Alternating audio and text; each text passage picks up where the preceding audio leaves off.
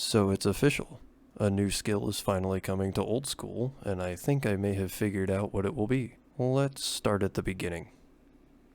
For the skill to be coming to the game at all, Jagex asks through the polling system, should a new skill be added to old school RuneScape? The yes choice passed with approximately 80% of the votes. The polls have been in the game since the launch of old school. It is how the development team at Jagex determine if an update will make it into the game. If the majority of players vote yes, it enters, and if they vote no, the update never leaves the dev room floor. This brings us to our first obstacle, the polls themselves. To pass the poll, the skill will need favor from the PvP, PvM, and skilling communities. This can be accomplished by benefiting all three communities with some minor power creep, which we all must admit Jagex has already been slowly doing. How can we enhance power for all three groups? It is in the question itself. The skill coming will be enhancement. Now hear me out on this. Obviously, the way to enhance PvP and PvM players would be by having the skill give minor stat bonuses to their weapons and armor. The skillers, we can take a different route. We can increase the tool effectiveness rate, meaning a dragon pickaxe, instead of only having a chance to mine every 3 game ticks, can be enhanced for a chance to mine every 2 game ticks instead. We could also, or instead, give items a chance to preserve resources, giving a benefit to items akin to needles, jewelry molds, and the such. Let's talk the basics of the skill. We have 7 combat skills, 7 gathering skills, and 9 processing skills currently in the game. Enhancement doesn't sound like a combat skill, so it will be a new gathering skill to round out the categories overall. As a gathering skill, we will visit various resource pools in the world to collect a stackable resource we will refer to as mags. Mags will be untradeable to focus on the gathering aspect of the skill, and XP gain will be tied to the collection and use of mags. The resource pools can be tiered to allow faster accumulation of mags in the later levels. Now, what do we do with these mags?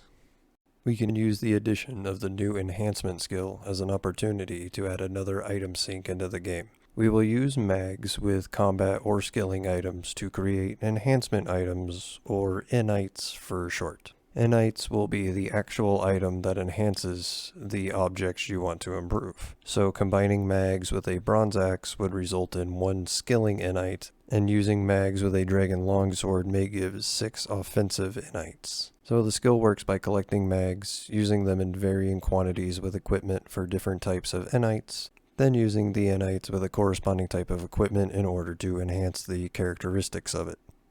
Now let's talk skill balancing.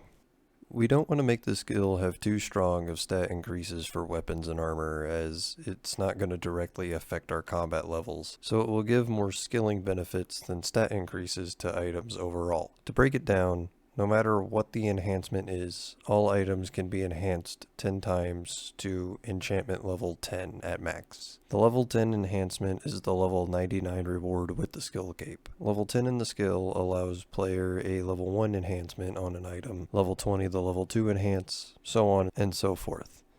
Level 1 through level 9 only have collecting mags as an experience gaining method, but the skill, like Herblore, should have a quest to explain how the skill works that brings the player up to level 5.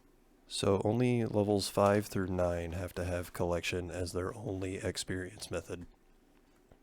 The expected experience rates for gathering mags can be low, akin to rune crafting rates, as it is only mandatory for 5 levels since mags are not tradable.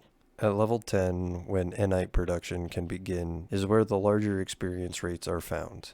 As far as the act of enhancing, it will give 10 times the enhancement level made to keep it from being too much of a purchasable skill, so a level 4 enhancement will give 40 experience for instance.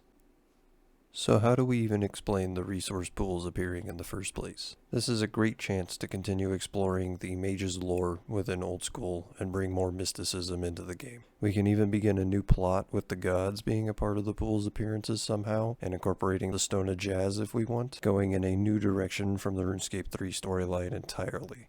To finish up, I just wanted to reinforce the point that Jagex is already going in the route of using enhancement materials, and we as players are already voting them into the game.